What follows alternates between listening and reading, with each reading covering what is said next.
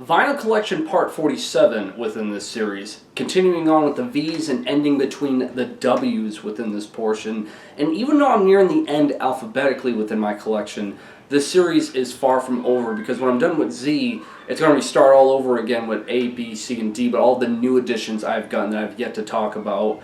So, yeah, make no mistake about it, this is far from over. Other than that, I want to address a few things here. One being the fact that I've been really inactive here on YouTube the past month and a half or so, as I've only made like maybe 3 or 4 videos, and my last one was 2 weeks ago. And I've just been really more busy and concerned with more important things than just YouTube. And I don't know, even though I have a lot of ideas and videos I still want to make, it'll come in due time, because I try to, the most value quality over quantity, and it's really helped out my channel, at least over the past year or so. And I don't know, there's just something about making 3 to 5 videos a week that a lot of people do here on this website, that there's no way you can convince me you value quality over quantity. That's just such a load of shit. And I don't know, it's just, lately YouTube to me has just become a lot of just hype chasers. That's all it's been the past year, and even years before, but it's substantially grown since then. And I'm just sick of it, guys. I know I'm bitching about stuff I've talked about before, but Jesus fucking Christ, man. It's just getting oversaturated to a new degree every year. But anyway, other than that, what's going to be playing in the background is going to be the latest Mamaleck album, that being Dinner Coffee. These guys are really unique of a metal band, if you want to say that, because every album they experiment completely differently. That every single album they sound like, honestly, a new band, where they started out more in like the black metal territory with their first 3 or 4 albums, but now they've kind of progressed into more like noise rock, jazz, dark jazz, I should say, avant-garde territory. And it's weird, it's a little mesmerizing, but it's entertaining at the same time. And I don't know, I see a lot of people say that they enjoy like weird, creative music, but it's so rare people know who Mamaleck is. So definitely check these guys out, and I plan on making a video all about their discography, because I can't stress it enough, it's really unique stuff. Kicking off Part 47 is going to be the sophomore full-length album by Volahn, titled That, right there, if you can see that, how it's printed. I have no idea how to pronounce that, so I'll just leave it at this is their sophomore full-length. But Volahn is one of the many bands that's a part of the Twilight Circle, which is an inner circle group based out of California. And while I believe there's around like 10 to at least a dozen bands within that group, it seems like the 2 that get the most amount of recognition and love by the fans is either Arizmenda or Volahn. And it probably has to do with the fact that these are the 2 that seem to be the most active and have the most within their discographies, like substantially. But one thing I gotta give up to Volahn is that they really created their own style of black metal that makes them quite unique. Because yes, it is black metal, and maybe they'll have like hints of like psychedelic thrown in there too. But as you can just tell from the album artwork especially, they kind of blend like styles of like Latin Americana music together. And with this one, they kind of went for more of like this Mayan, Inca, Aztec aesthetic and blended it with black metal. And it's a really intriguing album that I remember when this dropped, 2014 or 15, people were all over this, and I was lucky enough to score a copy. Really good stuff if you're looking for more creative black metal that isn't just so suit and tie. But yeah, other than that, to where you can get this, it was put out through Ajna, Offensive, and Iron Bonehead, so check there if you want to score copies. But other than that, for the layout and packaging, it's really bright and colorful. So here's the album artwork, backside with the track listings. Comes on a gatefold. This also includes an inner booklet that just has album artwork and lyrics to go along with everything, along with an A2 poster. And this vinyl press is the American press, or the Ajna Offensive, that's on gray and blue swirl.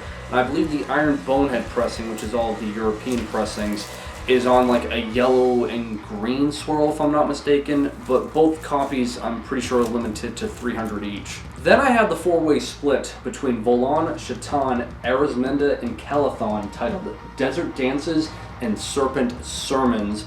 This is a 4-way split between 4 of the Twilight Circle bands.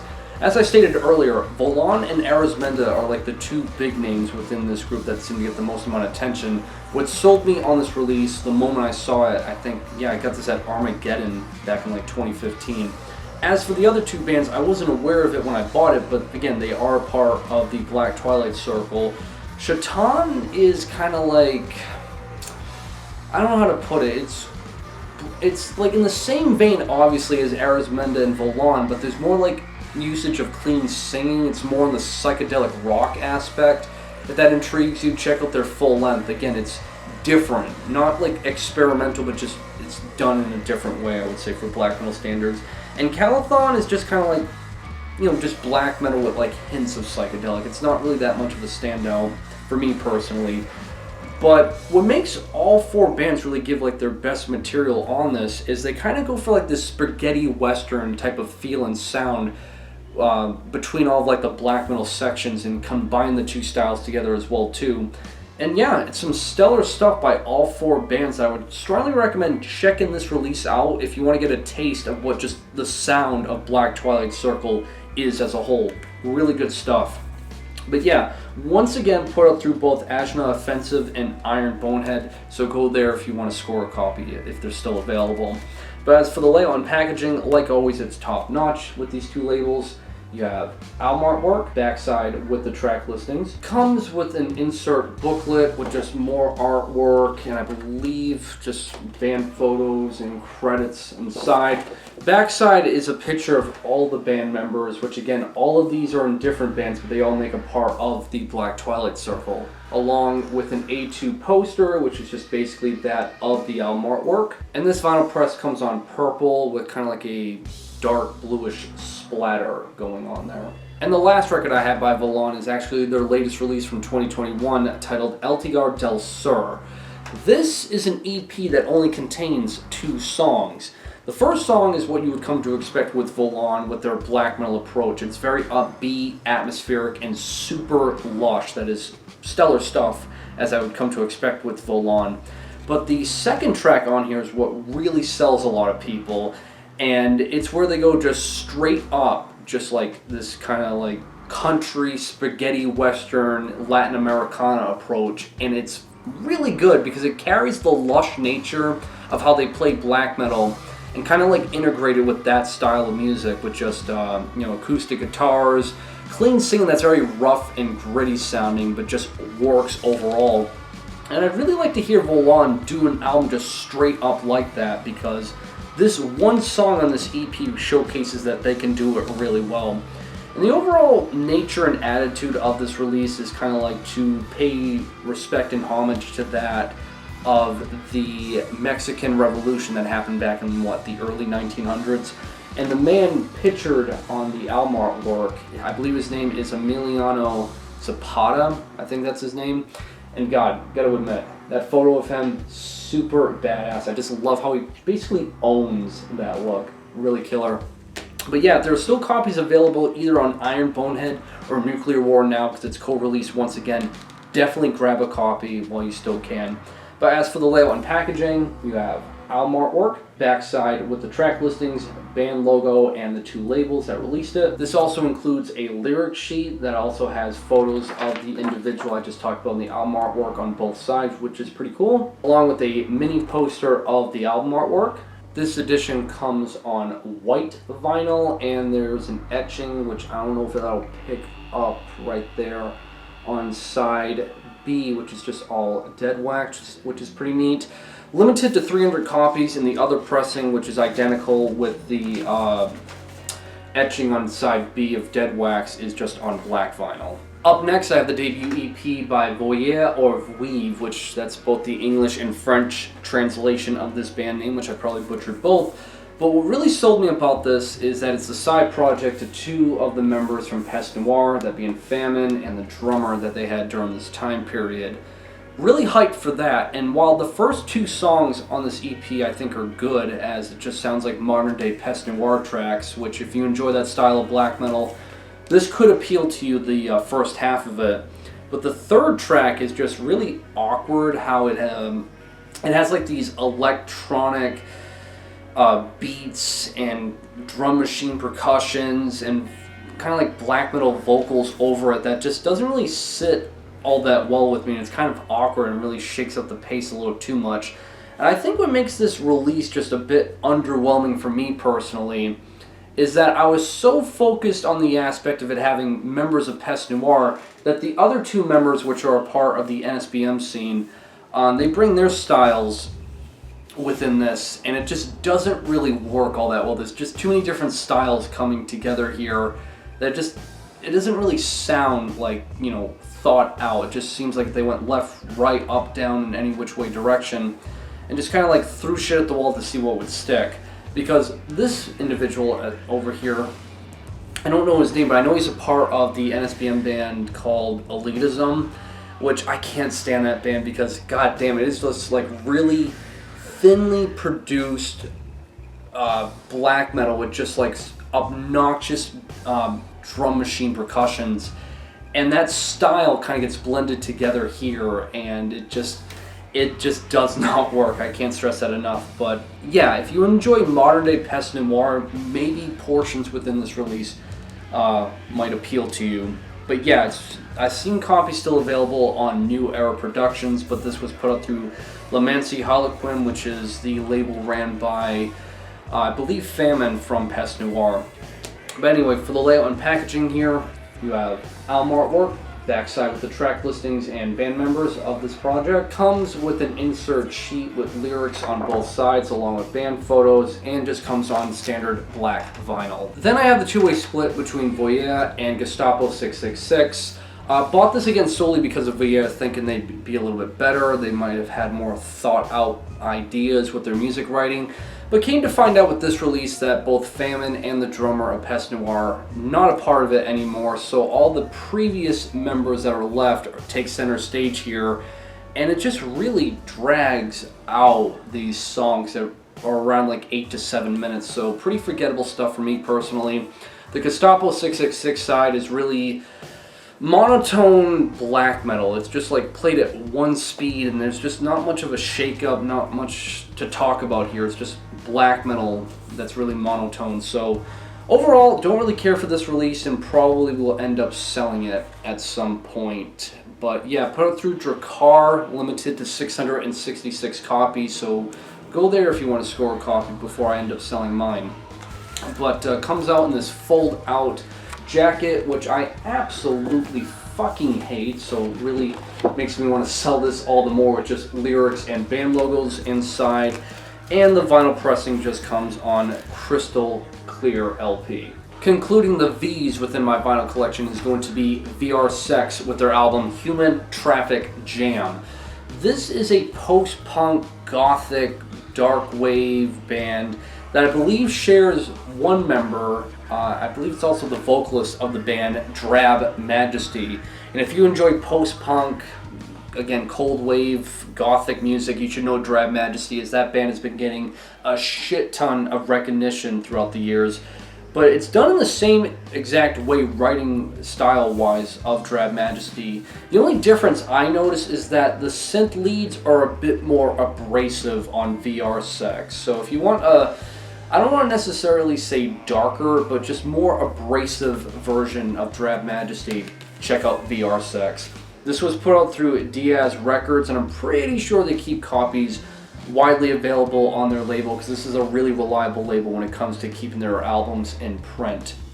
But as for the layout and packaging with this, you have album artwork, backside with the track listings. Comes with a printed inner sleeve with band photo and lyrics on the other side, and this is just the standard black vinyl edition of it. Starting up the W's within my vinyl collection is going to be the Soulful album by Walknut, Grave Force, and Their Shadows.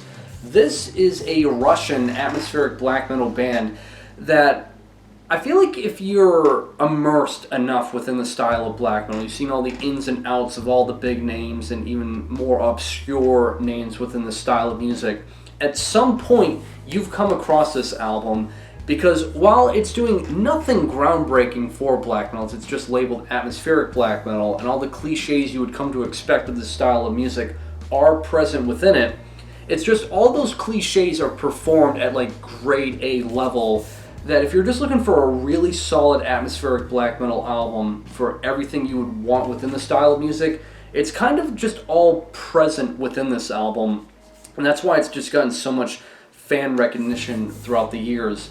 But overall, I'm just happy that this album finally got repressed, because for the longest time it was a one and only time pressing that you'd be lucky to find it for $200 minimum. But finally got a repress and scored a copy the moment I saw it up. And some distros out there, there's quite a handful, still carry copies, so if I were you, get them while they're hot. But yeah, a great introduction too to atmospheric black metal I would recommend. But as for the layout and packaging with this album, you have album artwork, backside with the track listings. Comes on a gatefold, along with an insert sheet with credits on one side, lyrics on the other side, and I just got the standard black vinyl edition of it. Up next is Warning with their album Watching from a Distance. Now this is kind of like in the realms of doom metal and funeral doom metal, which I'm not really all that crazy for. If you've noticed throughout all the music I've talked about, doom metal is always on the back burner of my interest when it comes to metal music. But damn, this album really clicked with me because it's just really emotional. Like, this shit hits like a ton of bricks. Everything about this is just dreary and sad, from the singing done by Patrick Walker that just really oozes with like depression, sadness, and grief. And the riffs that, again, are played quite slowly as you would come to expect with this style of music, but never feel boring. They really carry the pace really well, and it's really hard to ignore just how dense everything is. It's a really well-written, emotional doom metal album that, you know, is one of the few that have really resonated with me. And it sucks that this band has discontinued. I know they have another album that I need to get, but thankfully they've kind of like reformed, so to say, with their newest band being 40 Watt Sun, which is basically Warning done the same way, doom metal approach, but there's more usage of post-rock, ambient music, and alternative music.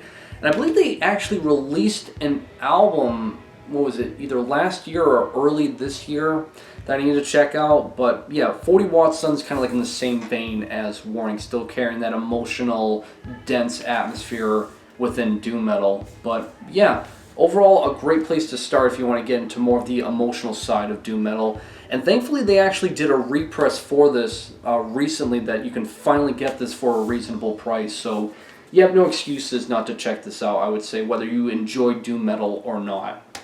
But anyway, for the layout and packaging with this, you have album artwork, backside with the track listings. Comes on a gatefold with more additional artwork inside, and I just have the standard black vinyl edition of it. Coming up next is going to be Watchmaker with their sophomore full-length album, Kill Fucking Everyone. Which, yeah, the album title kind of reminds me of like a revenge album title, how it's like phrased. But anyway, Watchmaker, I believe, is actually from my neck of the woods. They're from Massachusetts, and they play a style of like blackened grindcore with a mixture of hardcore music every now and then. That it really reminds me of stuff like Trap Them or Converge, but if you want a much more violent and darker take of those bands and styles, Watchmaker kind of does it for the most part, and it's really killer stuff.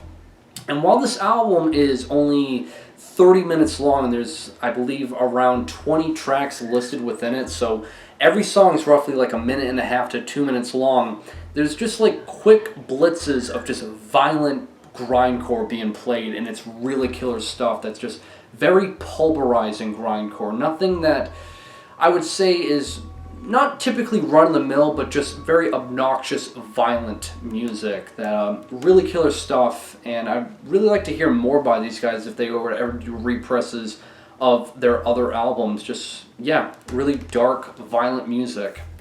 But this was put out through Death Hymns. I believe it's still available on their big cartel, because this label likes to do represses and keep in print a lot of underground music, which I have much respect for Death Hymns. So yeah, definitely score a copy on their big cartel if you want to get this.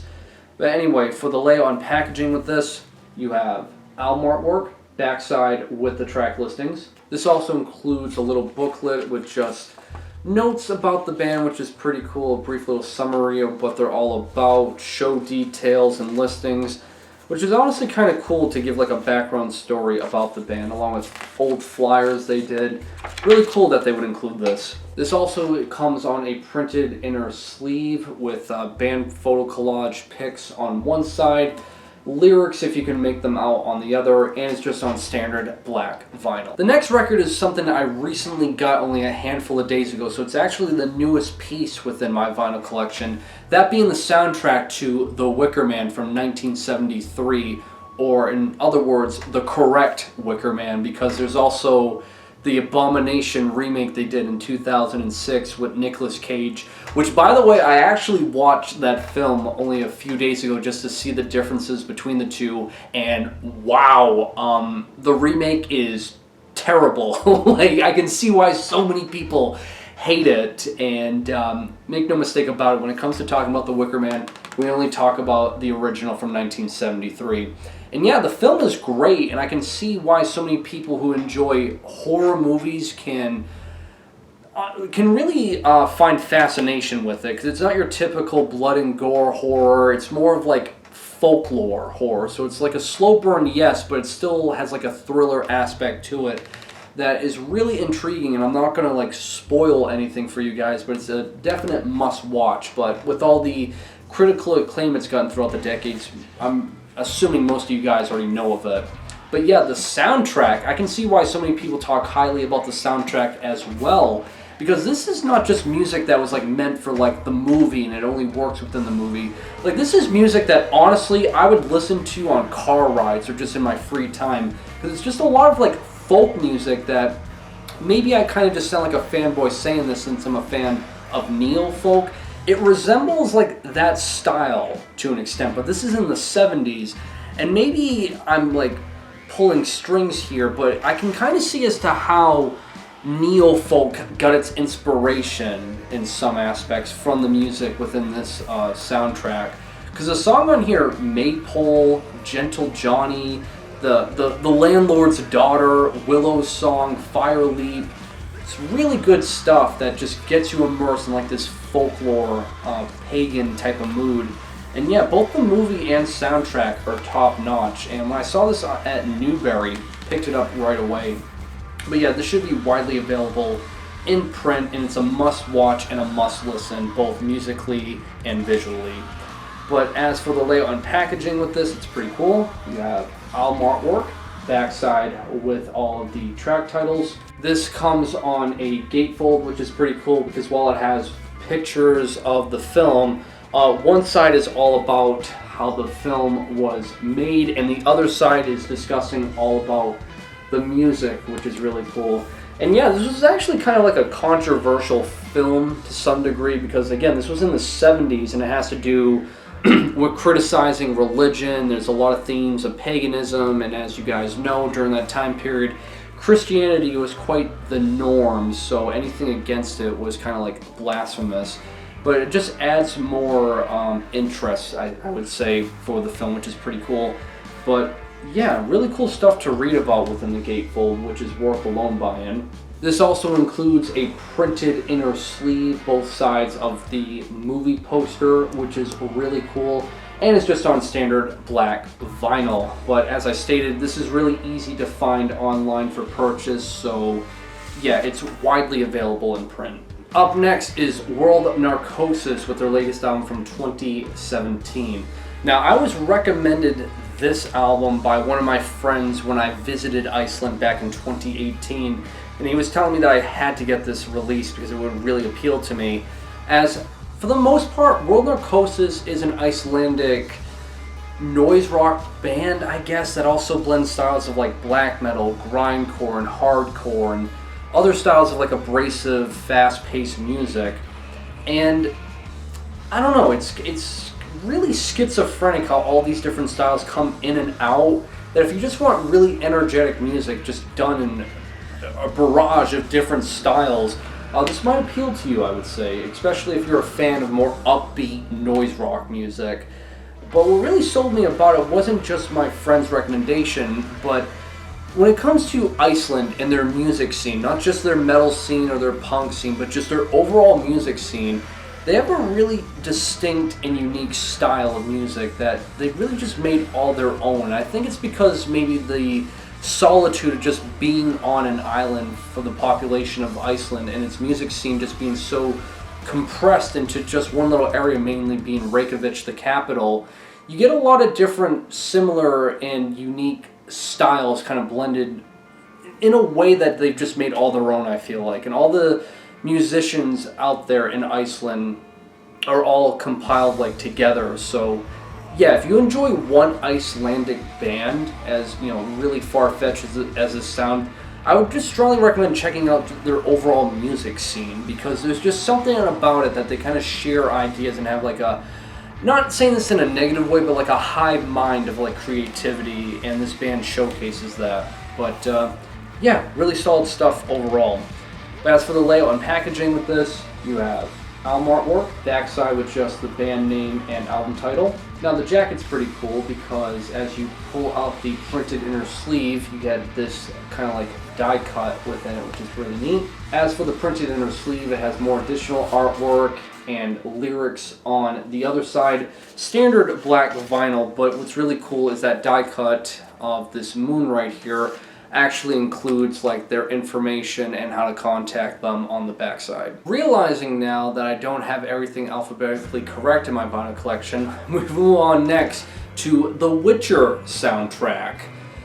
This is the Netflix show that has been airing now for I think the past 2 or 3 years, and I think right now we're all waiting on season 3, but this is the soundtrack to season 1. And honestly, the only reason that sold me on this to get this was it has the song Toss a Coin to Your Witcher. That song is so unnecessarily infectious, and I remember watching season 1 thinking, when the soundtrack is put on LP, I need to get it just for that song. But everything else that is like background music within the show is actually just really well played folk music that kind of reminds me of the styles of music I would hear if I would watch The Lord of the Rings, but all the scenes that would take place in the Shire. Like, this album has like similar sounds and styles similar to that, which has really made me hold on to this album and enjoy it more than just for the one song being Toss a Coin to Your Witcher. But yeah, other than that, not much else to say. I mean, this is a pretty big show that everyone should know on Netflix if you have it. And it's basically the only reason at this point as to why I even continue on having a Netflix subscription. But anyway, other than that, it's available at Newberry Comics online, I'm pretty sure. If they're still available, go there to score a copy. As for the layout and packaging with this, you have album artwork, backside with the track listing. Comes on a gatefold. This also includes an insert sheet with a photo on one side of skulls, other side with lyrics when it has singing attached with it. And this is the limited vinyl edition that comes on white. Near the end within this vinyl collection portion, I have Winterfrylleth with their album, The Divination of Iniquity. This is a UK-based black metal band that consisted of members from a previous band, that being Woden's Throne, I believe. But Woden's Throne disbanded, and some of the members continued on with Winterfylleth.